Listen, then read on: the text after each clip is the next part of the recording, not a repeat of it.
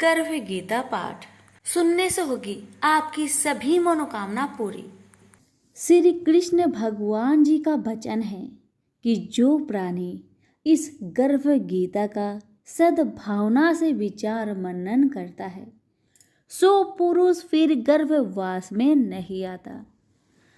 अर्जुन कहने लगे, हे कृष्ण भगवान, यह प्राणी जो गर्भ विषय में आता है सो किस दोष के कारण आता है? हे प्रभु, जब यह जन्मता है तब इसको जरा आदि रोग लगते हैं, फिर मृत्यु होती है। हे भगवान, वह कौन सा कर्म है जिसके करने से जन्म मरण से रहित होवे? श्री कृष्ण भगवान कहने लगे, हे अर्जुन, यह मनुष्य जो है सो अंधा मूर्ख है और संसार के साथ प्रीति करता है। यह पदार्थ मैंने पाया है और वह मैं पाऊंगा, ऐसी चिंता इस प्राणी के मन से उतरती नहीं। 8 पहर माया को ही मांगता है, इन बातों को करके बार बार जन्मता है और मरता है। वह गर्भ विषय दुख पाता रहता है। अर्जुन कहने लगे, हे कृष्ण भगवान, यह मन हाथी की न्याय है, तृष्णा इसकी शक्ति है। यह मन तो 5 के बस में है, काम, क्रोध, लोभ, मोह और अहंकार। इन 5 में अहंकार बहुत बली है।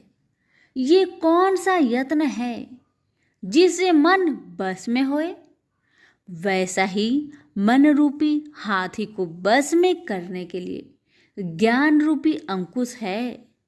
अहंकार करने से यह जीव नरक में पड़ता है। अर्जुन कहने लगे, हे भगवान, जो एक तुम्हारे नाम के लिए वन खंड में फिरते हैं, एक वैरागी हुए हैं, एक धर्म करते हैं, इनको कैसे जाने जो वैष्णव है वे कौन है? श्री कृष्ण भगवान कहने लगे, हे अर्जुन, मेरे ही नाम के लिए वनों में फिरते हैं वह सन्यासी कहते हैं। एक सिर पर जटा बांधते हैं, एक अंग पर भस्म लगाते हैं। उनमें हम नहीं है क्योंकि इनमें अहंकार है, इससे मेरा दर्शन दुर्लभ है।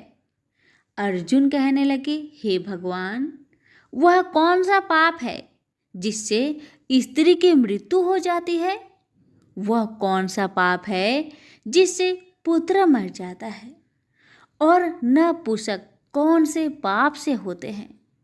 श्री भगवान कहने लगे, हे अर्जुन, जो किसी से कर्जा लेता है और देता नहीं, इस पाप से औरत मरती है।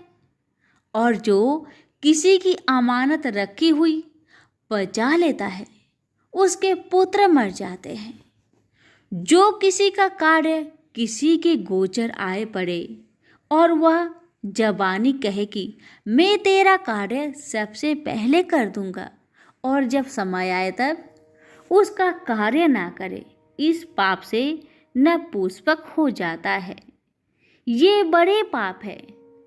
अर्जुन कहने लगे, हे भगवान, कौन पाप से मनुष्य सदैव रोगी रहता है? किस पाप से गधे का जन्म पाता है, स्त्री का जन्म पाता है, तथा टट्टू का जन्म क्यों कर पाता है? और बिल्ली का जन्म किस पाप से होता है?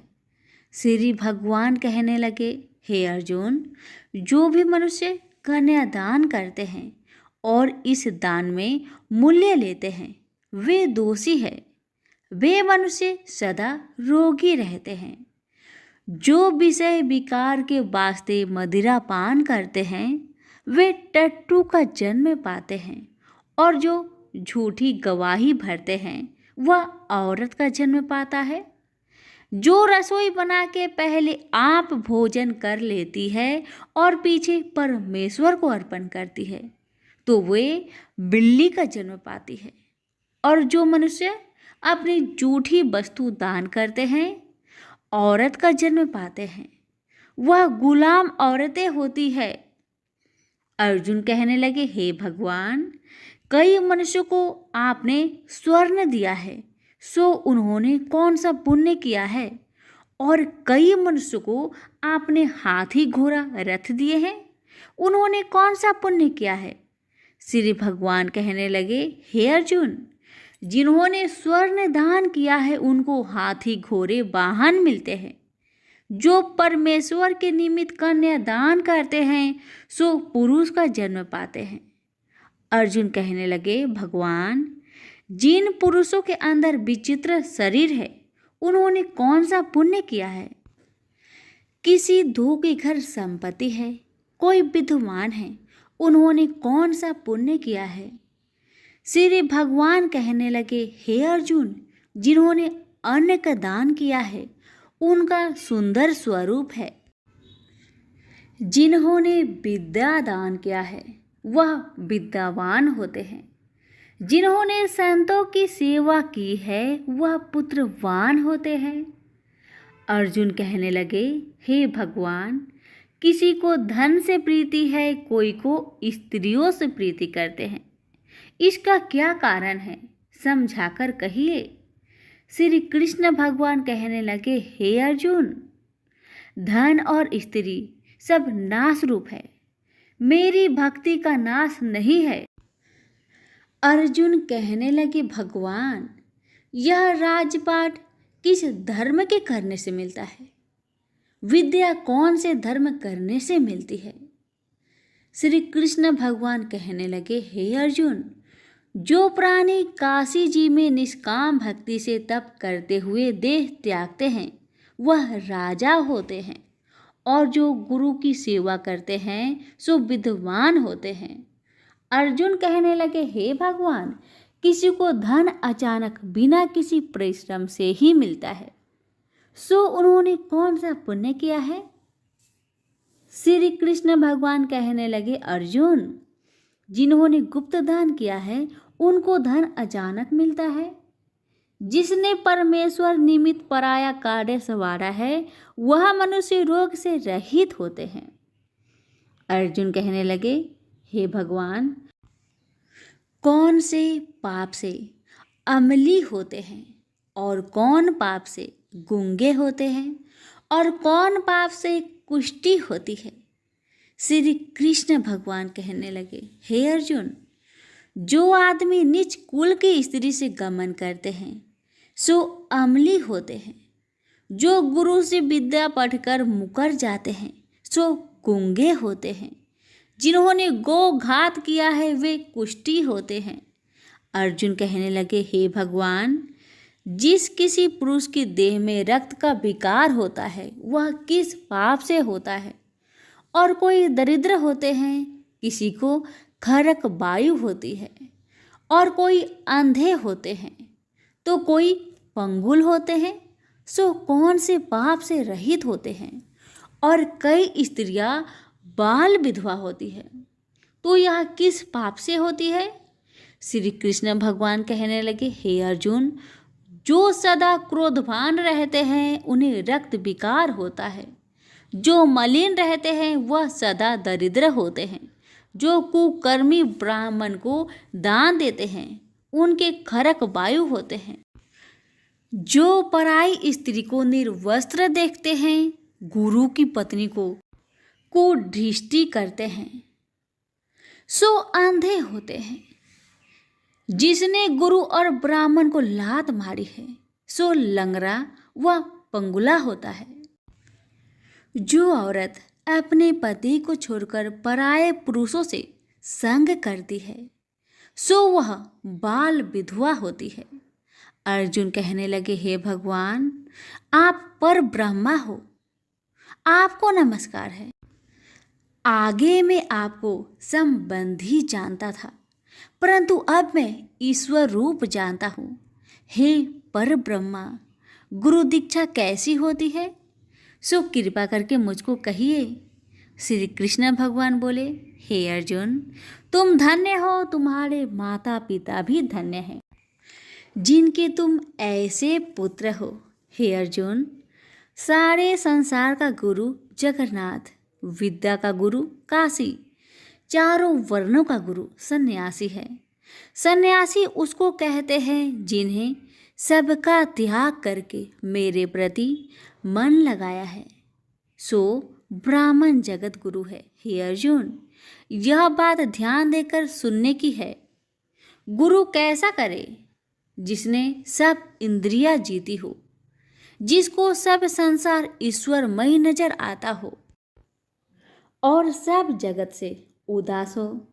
ऐसा गुरु करे जो परमेश्वर को जानने वाला हो और उस गुरु की पूजा सब तरह से करे। हे अर्जुन, जो गुरु काम भक्त होता है और जो प्राणी गुरु की पूजा सब तरह से करे। हे अर्जुन, जो गुरु का भक्त होता है और जो प्राणी गुरु के सम्मुख होकर भजन करते हैं, उसका भजन करना सफल है। जो गुरु से विमुख है, उनको 7 ग्राम माड़े का पाप है। गुरु से विमुख प्राणी दर्शन करने योग्य नहीं होते। जो गृहस्थी संसार में गुरु के बिना है, चांडाल के समान है। जिस तरह मदिरा का भंडार हो, उसमें जो गंगा जल है सो अपवित्र है, इसी तरह गुरु से विमुख का भजन सदा अपवित्र होता है। उसके हाथ का देवता भी नहीं लेते, उसके सब कर्म निष्फल है। कुकर, शुकर, गंधर्व, काग, ये सब की सब योनियों में बड़ी खोटी योनि है। इन सब से यह मनुष्य खोटा है। जो गुरु नहीं करता, गुरु बिना गति नहीं होती, यह अवश्य नरक को जाएगा।